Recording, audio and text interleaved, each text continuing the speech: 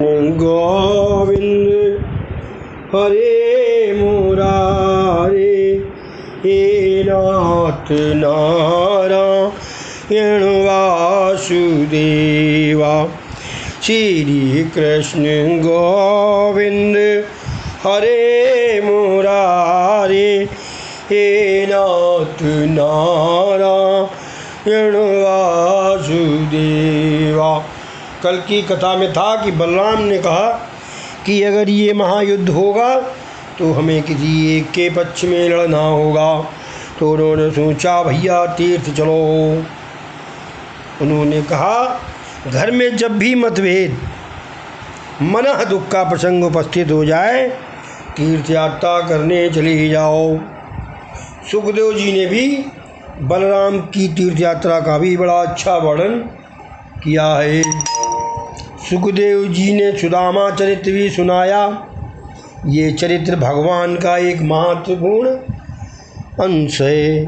भागवत की कथा करते हुए सुखदेव जी 2 बार समाधिस्थ हो गए थे। वाह! उस समय अन्य ऋषियों ने वेद मंत्रोच्चार से उनको सचेत किया था। सुखदेव जी की समाधि के वे 2 प्रसंग इस प्रकार थे। श्री कृष्ण ने गोप बालक गाय बछड़ों आदि का रूप लेकर ब्रह्मा को अपनी माया का दर्शन कराया था। उस प्रसंग के वर्णन के समय सुखदेव जी समाधिस्थ हो गए थे। और दूसरा सुदामा चरित्र के कथन के समय राजा परीक्षित सुदामा चरित्र के आरंभ के समय सुखदेव जी से कहते हैं, इस कृष्ण कथा को सुनते हुए तृप्ति ही नहीं हो पा रही है। वही वाणी धन्य है जो भगवान का गुण वर्णन करती है। वही हाथ सच्चा हाथ है जो भगवान की सेवा करता है।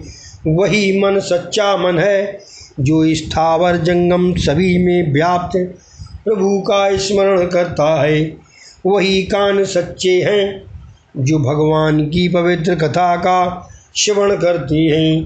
सुखदेव जी वर्णन कर रहे हैं कि पोरबंदरवासी महाज्ञानी जितेंद्री निष्किंचन और पवित्र ब्राह्मण सुदामा श्री कृष्ण के परम मित्र रहे। वे सारा दिन प्रभु सेवा में बिताते थे और अयाचक व्रत का पालन करते थे। ज्ञान का फल धन या प्रतिष्ठा नहीं, परमात्मा से मिलन है। विद्या का उपयोग केवल अर्थोपार्जन के लिए करना ठीक नहीं है। सुदामा अपनी विद्या का उपयोग भोग के लिए नहीं, भगवान के लिए करते थे। सुदामा के घर दरिद्रता का राज्य था। उनकी पत्नी का नाम सुशीला था। आज तो नाम के विपरीत गुण देखे जाते हैं। शांति बहन कर्कशा होती है और गंगा बहन पीने का पानी तक नहीं देती।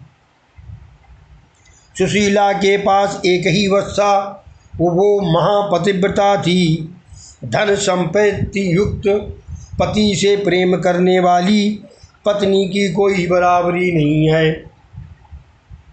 पहनने के लिए वस्त्र और खाने के लिए अन्न हो, फिर भी पति से प्रेम करती रहे, वही पत्नी सच्ची पतिव्रता है। सुशीला को कई दिनों तक भूखा रहना पड़ता था, फिर भी वो क्लेश नहीं मानती थी। वह कभी सुदामा से ऐसा नहीं कहती थी कि विद्वान होकर भी कमाते क्यों नहीं हो। यदि कोई साधारण स्त्री होती तो सुदामा से कहती, यदि कुछ काम काज नहीं करना था तो मेरे साथ विवाह करके मेरा जीवन क्यों बिगाड़ दिया है।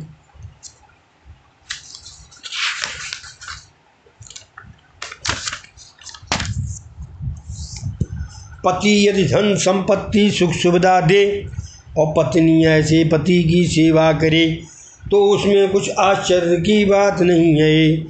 ऐसी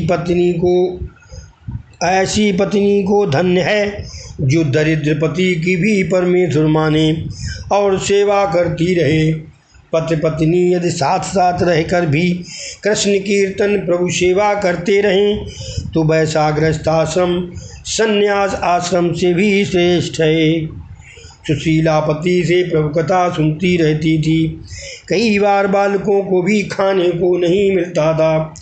सुशीला से अपनी संतानों की दुर्दशा नहीं देखी गई। एक दिन व्याकुलता वह अपने पति से कहने लगी, एक प्रार्थना करनी है आपसे। आप कथा में कहते हैं कि कन्हैया को अपने मित्रों से बड़ा प्रेम है। वह मित्रों के लिए चोरी भी करता रहता है। सुदामा, हाँ सच है ये बात। वह अपने मित्रों को खिलाने के बाद ही खाता था।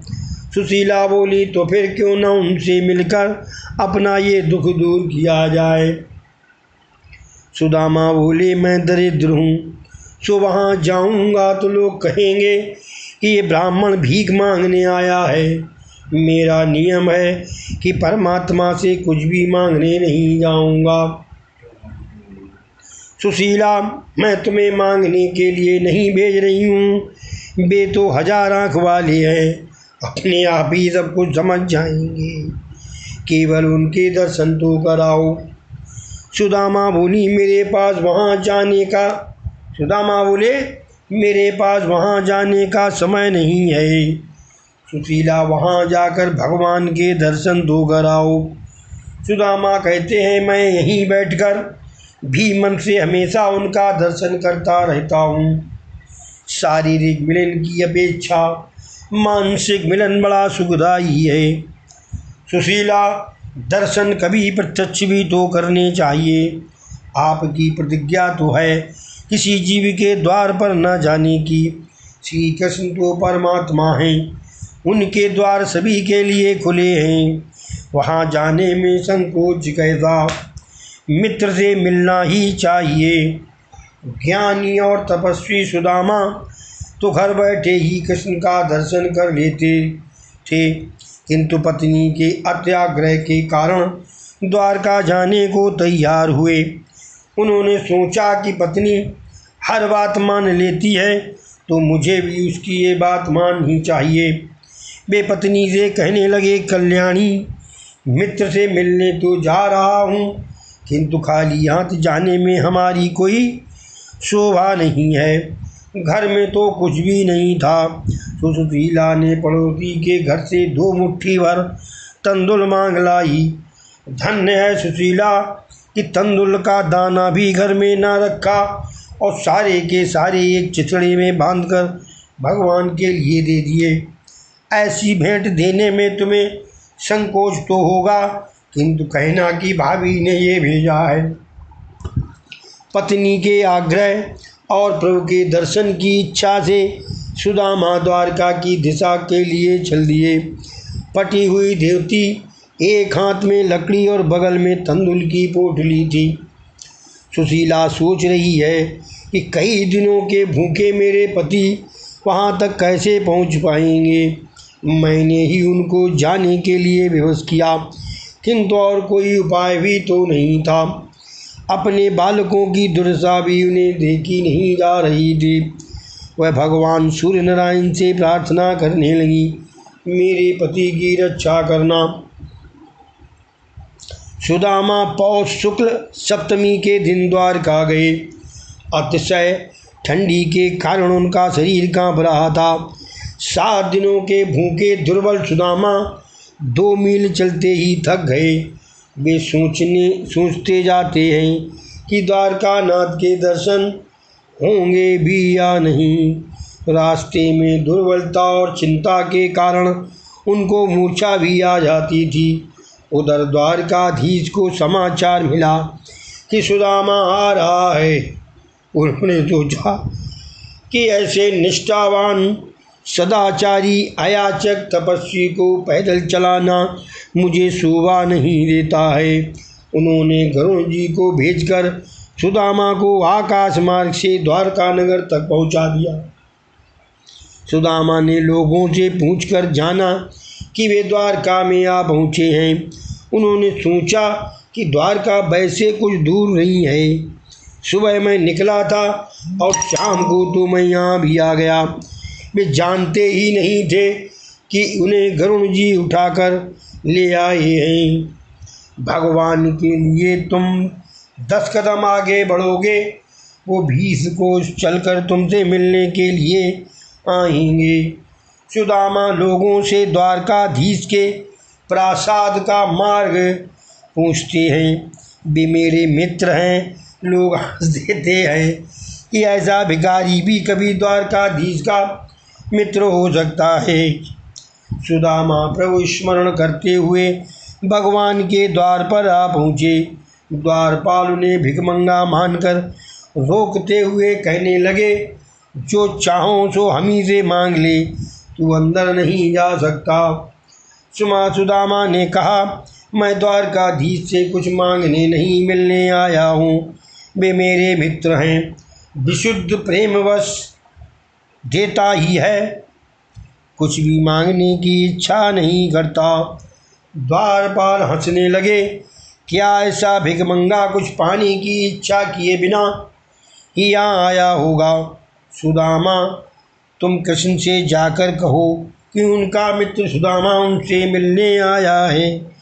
सेवक अंदर गया और प्रणाम करके प्रभु से कहने लगा, प्रभु, द्वार पर एक भिखमंगा सा दुर्बल ब्राह्मण आया है। आंखें अंदर धसी हुई हैं, हड्डियां दिख रही हैं, फटे हाल है, मुख पर दिव्य तेज है। ये बाकी है। फटे हाल है, मुख पर दिव्य तेज।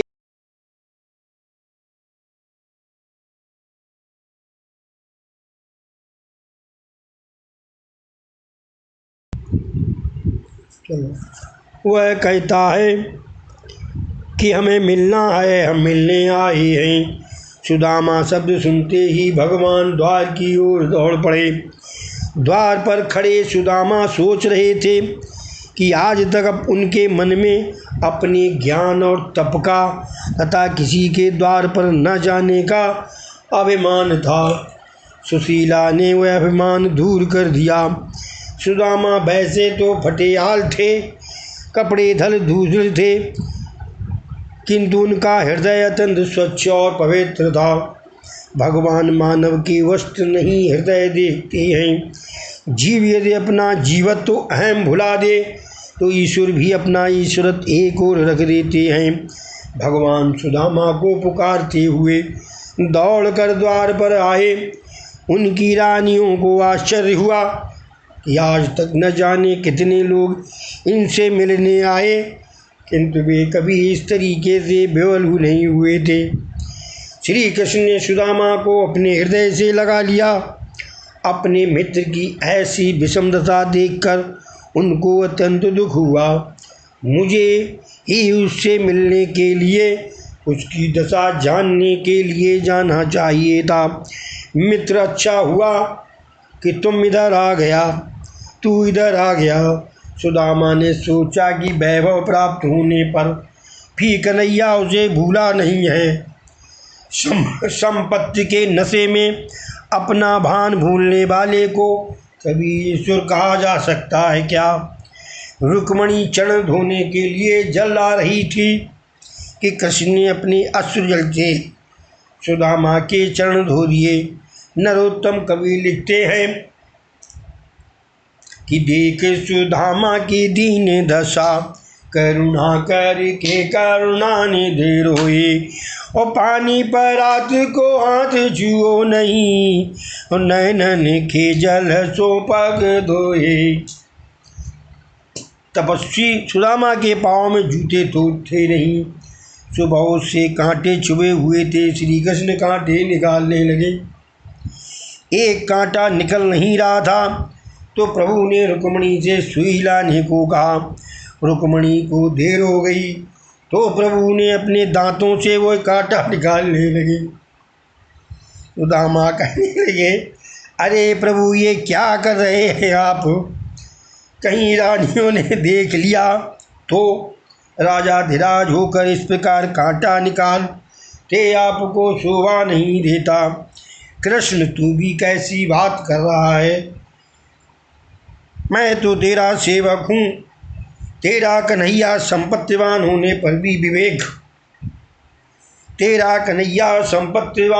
पर भी विवेक भ्रष्ट नहीं हुआ है। श्री कृष्ण आज भूल गए कि वे परमात्मा हैं, राजाधिराज हैं। उन्होंने कांटा निकाल दिया। सुदामा गरीब थे किंतु निष्पाप थे, पवित्र थे। सो भगवान ने उनको वैसी सेवा की। दरिद्र होना अपराध नहीं है, दरिद्रता में भगवान को भूल जाना अपराध है।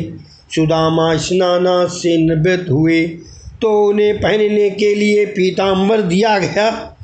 भोजन विधि हो गई। सुदामा को पलंग में बिठलाकर श्री कृष्ण उनकी चरण सेवा करने लगे। श्री कृष्ण मित्र, मार्ग में तुम्हें बहुत कष्ट हुआ होगा। सच कहता हूँ, मैं सांसारिक जंजाल से उगता गया हूँ। अपने गुरुकुल के दिनों जैसा आनंद अब कहाँ है। पवित्र धर्म अपने साथ वासना विकार भी ले आता है। सो भगवान निवृत्त होने की इच्छा कर रहे हैं। मित्र सुदामा, बचपन में तुम्हें खेलने की आदत तो थी नहीं। मैं तुम्हें खेलने के लिए बरबस लिए जाता था। वह दिन भी मुझे याद है कि जब हम समिधा लेने गए और थे और मूसलाधार वर्षा हुई थी और हमें एक वृक्ष पर आसरा लेना पड़ा था। उस दिन सुदामा के पास कुछ चने थे जो वे अकेले खाने लगे। आवाज़ सुनकर कृष्ण ने पूछा, क्या खा रहे हो? सुदामा ने सोचा कि ये सच सच कह दूंगा तो कृष्ण को भी कुछ चने देने पड़ेंगे। सो उन्होंने कहा, खाता नहीं हूँ, ये तो ठंड के मारे दांत बज रहे हैं। अकेले खाने वाला दरिद्र हो जाता है। सुदामा को इसी कारण से दरिद्र होना पड़ा। श्री कृष्ण को सुदामा की चरण सेवा करते देखकर रानियों को बड़ा आश्चर्य हुआ। आज तक पति ने ऐसा प्रेम किसी की भी ओर नहीं दिखाया है। ये ब्राह्मण बड़ा भाग्यशाली है। कृष्ण ने पूछा, विवाह किया या नहीं? कैसी है मेरी भाभी? सुदामा पत्नी तो सुशीला है, संतान भी है। सुदामा ने सब कुछ बताया किंतु अपनी दरिद्रता के बारे में कुछ भी नहीं बताया। तेरी भाभी की इच्छा और अनुरोध से ही मैं तुमसे मिलने आया हूँ। श्री कृष्ण, भाभी इतनी सुपात्र है तो उन्होंने मेरे लिए भी कुछ भेजा तो होगा ही। लक्ष्मी ने बीच में कहा, यदि आपकी आज्ञा हो तो मैं आपके इस मित्र के घर कुछ भेज दूं। आइए लक्ष्मी जी। पूछा, कृष्ण, मैं देना नहीं, इनसे लेना चाहता हूँ। लक्ष्मी जी, ये दरिद्र ब्राह्मण आपको क्या दे पाएगा? श्री कृष्ण को बुरा लगा। मेरे मित्र को दरिद्र कहने वाली तू कौन होती है? लक्ष्मी जी ने सोचा, श्री कृष्ण के तेवराज कुछ और ही हैं। उन्होंने प्रभु से क्षमा मांगी। सुदामा तंदुल की पोटली संकोचवश छिपा रहे थे। भगवान मन में हंसते हैं कि उसने उस दिन बने चने छिपाए थे, आज तंदुल छिपा रहा है। जो मुझे देता नहीं है उसे मैं भी कुछ नहीं देता, सो मुझे छीनना ही पड़ेगा। भगवान ने तंदुल की पोटली छीन ली। स्वयं जहार किदम इति पृथुक तंडुलानी। लौकिक दृष्टि तो 2 मुट्ठी भर तंदुल ही थे किंतु सुदामा का तो ये सर्वस्व था। सुदामा प्रारब्ध कर्मानुसार दरिद्र थे। विधाता ने उनके भाल पर लिखा था श्री छया। जब श्री कृष्ण उसके भाल पर तिलक करने लगे तो उन्होंने विधाता का लेख पढ़ा और उसे उल्टा भी दिया। ये अच्छा श्री छया लिखा था तो उसको लिख दिया ये अच्छा श्री। जो संपत्ति कुबेर के पास भी नहीं है वह भी सुदामा को मैं दूंगा। भगवान ने सुदामा के प्रारब्ध कर्मों को क्षीण करने के हेतु तंदुल भक्षण किया। उन्होंने तंदुल आहार किया तो उनके द्वारा सारे विश्व ने आहार किया, क्योंकि वे तो सर्वात्मा है ना। श्री कृष्ण ने सारे विश्व को अन्नदान करने का पुण्य सुदामा को दे दिया। श्री कृष्ण सुदामा से कहते हैं कि गोकुल में मेरी माता इसी प्रकार मुझे तंदुल खिलाती थी। यशोदा के स्मरण ने भगवान की आँखों को गीला कर दिया। सुदामा के तंदुल प्रेम रस से भींगे हुए थे। एक मुट्ठी भर तंदुल के बदले में प्रभु ने समग्र द्वारका का ऐश्वर्य सुदामा के घर भेज दिया। सुदामा ने अपने दारिद्र्य की बात भगवान से न बताई, सो भगवान ने भी ऐश्वर्य दान की बात सुदामा को नहीं बताई। सुदामा अगले दिन अपने गांव को लौटने की तैयारी करने लगे। उन्होंने सोचा कि कृष्ण 2-4 दिन और ठहर जाने का आग्रह करेंगे, किंतु भगवान ने वैसा आग्रह नहीं किया। कारण उधर सुशीला सारा वैभव पाकर भी व्रत लिए बैठी थी कि पति के मुख दर्शन किए बिना भोजन नहीं करे। भगवान ने सोचा यदि सुदामा को जाने न दूंगा तो भाभी को उतने दिन भूखों मरना पड़ेगा, सो उन्होंने सुदामा से आग्रह नहीं किया। निरपेक्ष पवित्र सुदामा अपनी पुरानी धोती पहनकर जाने के लिए तैयार हो गए। जाते जाते भी उन्होंने कुछ नहीं मांगा। श्री कृष्ण द्वार तक उन्हें छोड़ने गए और कहने लगे, मित्र अब की बार भाभी को भी साथ ले आना, उनको मेरी याद कहना, मेरा वंदन कहना। सारा विश्व श्री कृष्ण को वंदन करता है और वे एक दरिद्र ब्राह्मण की पत्नी को वंदन करते हैं। जैसी वस्तु माता कभी मुझे देती थी वैसी ही वस्तु भाभी ने भेजी है। सुदामा को गले लगाकर विदाई दी। दोनों की आंखों में आंसू झलक आए। सुदामापुरी पहुंचकर अपनी टूटी फूटी झोपड़ी ढूंढने लगे। वहाँ झोपड़ी का तो नामो निशान नहीं था। बड़ा प्रासाद खड़ा था। सुदामा सोच रहे हैं कि मेरी झोपड़ी को कौन उठा ले गया। उधर सुदामा के आगमन का समाचार सुशीला को मिला तो दौड़ती हुई बाहर आई और पति का स्वागत करती हुई कहने लगी, आपके मित्र की कृपा से ये सब हुआ है। सुदामा का मन कृतज्ञता से भर गया। वे प्रार्थना करने लगे, मुझे धन की अपेक्षा नहीं है, मैं तो यही चाहता हूँ कि जन्म जन्मांतर मुझे श्री कृष्ण की भक्ति करने का अवसर मिलता रहे, उनके चरणों में मुझे स्थान मिले। सुदामा के चरित्र में भी एक सार है। परमात्मा जीव मात्र के निस्वार्थ मित्र हैं। जगत में परमात्मा को छोड़कर ऐसा अन्य कोई नहीं है जो अपना सर्वस्व किसी को दे दे। यदि सेवा और स्तुति करनी है तो भगवान की करो। जीव जब ईश्वर से प्रेम करता है तब ईश्वर जीव को भी ईश्वर बना देते हैं। जीव का सच्चा मित्र परम पिता ईश्वर ही है। सुदामा ने ईश्वर से निरपेक्ष प्रेम किया तो उन्होंने सुदामा को अपना लिया और अपने जैसा वैभवशाली भी बना दिया। सुदामापुरी भी द्वारका सी समृद्ध बना दी। भगवान तो उनके चरण कमल का स्पर्श करने वाले को अपना स्वरूप दे देते हैं। सो तुच्छ मन धन के दान का तो आश्चर्य ही क्या है। स्मरता पाद कमलात्मनामपि यच्छति किन्वथे कामानि। शारीरिक मिलन तुच्छ है, मन का मिलन दिव्य है। यदि धनी व्यक्ति दरिद्रों को हृदय से सम्मान दे तो आज भी सभी नगर द्वारका से समृद्ध हो सकती हैं। सूर्य ग्रहण का प्रसंग आया वसुदेव देवकी तथा अन्य सभी यादव कुरुक्षेत्र गए। सकाम भाव से किया गया काम स्वर्ग तो दिलाता है किंतु मुक्ति नहीं दिलाता।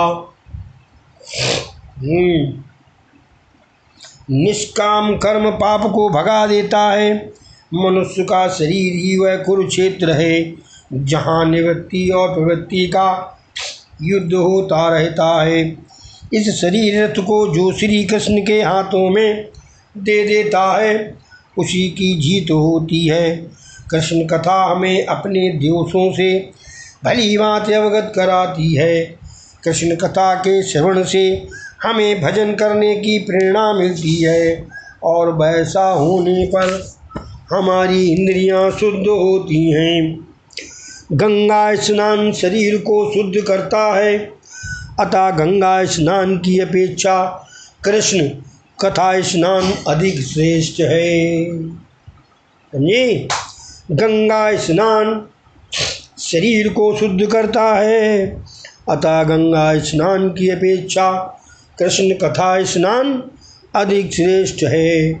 वासना ही पुनर्जन्म का कारण है, अतः मृत्यु के पहले ही वासना का त्याग करो। बैर और सुख की ऐषणा वासना को जन्म देती है, उनका त्याग करना ही चाहिए। कुरुक्षेत्र आए हुए माता पिता से श्री कृष्ण ने एक दिन पूछा, आपके मन में क्या इच्छा है? आपके मन में कुछ इच्छा है? यदि है तो मैं पूर्ण करूं। वसुदेव बोले, वैसे तो मेरी और कोई इच्छा या वासना नहीं है। मेरी एक यही इच्छा है कि मैं अंतकाल में तेरा ही स्मरण करता रहूं और तेरा नाम लेता हुआ ही देह त्याग करूं। शरीर त्याग के समय बड़ी वेदना होती है, सो मन को ऐसी शिक्षा दो कि मृत्यु के समय उस वेदना के बीच भी भगवान ही की याद आए। मृत्यु के समय भगवान का स्मरण करने वाले व्यक्ति को धन्य है, वैसे ही व्यक्ति का जीवन सार्थक है। मृत्यु की चिंता करने से पाप से बचा जाएगा। एक बार एकनाथ महाराज जी से किसी ने पूछा, आप तो हमेशा ईश्वर मग्न और आनंदित रहते हैं, मेरा मन तो ईश्वर से लग ही नहीं पाता है, ऐसा क्यों है? एकनाथ महाराज ने स्वगत कहा कि मन संसार से हटेगा तो प्रभु में लगेगा, किंतु प्रकट कहा, उन्होंने अपने से कहा मन संसार से हटे तब तो हो, लेकिन उन्होंने बोले फिर अपने से कहा फिर बोले, किंतु प्रकट कहा, आज तो मैं कुछ नहीं कह सकता, आज से 7वें दिन तेरी मृत्यु होगी। आज से 7वें दिन तेरी मृत्यु होगी। उसी दिन तू मेरे पास आना, मैं तुझे सब कुछ बताऊंगा। मृत्यु को निकट देखा तो वो मनुष्य घबरा गया, अपने पुत्रों को सारी धन संपत्ति तथा कारोबार सौंप दिया और प्रभु भजन में लग गया। मृत्यु की तैयारी करने लगा, मृत्यु की तैयारी करने लगा, मृत्यु की तैयारी करने लगा। 7वें दिन वो एकनाथ महाराज के पास आया तो उन्होंने उससे पूछा, क्यों, कैसी रही? इन दोनों कौन सी मौज उड़ाई? वह गृहस्थ कहने लगा, मस्तक पर मृत्यु को मंडराते देखा तो भोग विलास को भूल गया और ईश्वर का भजन करता रहा। एकनाथ जी ने कहा, अब तो मेरी ईश्वर मग्नता का रहस्य तुझे जान लिया है। मैं हमेशा मृत्यु को दृष्टि समक्ष रखता हूँ, अतः मन ईश्वर भजन में लगा रहता है। भगवान ने देवकी की इच्छा जानने की इच्छा की। देवकी ने कहा, मुझे कहते हुए संकोच हो रहा है, किंतु मेरी इच्छा है कि कंस द्वारा मृत्यु प्राप्त अपनी सभी संतानों को मैं देखना चाहती हूँ। भगवान ने एक बार यशोदा से भी उनकी इच्छा पूछी थी तो यशोदा ने कहा था, मेरी तो यही इच्छा है कि निरंतर तेरे दर्शन करती रहूं, एक भी क्षण तू मेरी दृष्टि से दूर नहीं हो पाए। ये श्री अद्य कथायाम समाप्तम। बोलो कृष्ण जी महाराज की जय, लक्ष्मी नारायण भगवान की जय। हरे कृष्ण कृष्णा कृष्ण हरे हरे, हरे राम राम राम हरे हरे, हरे कृष्ण कृष्णा कृष्ण हरे हरे, हरे राम राम राम हरे हरे, हरे कृष्ण कृष्ण कृष्ण हरे हरे, हरे राम राम राम हरे हरे। हरे श्याम।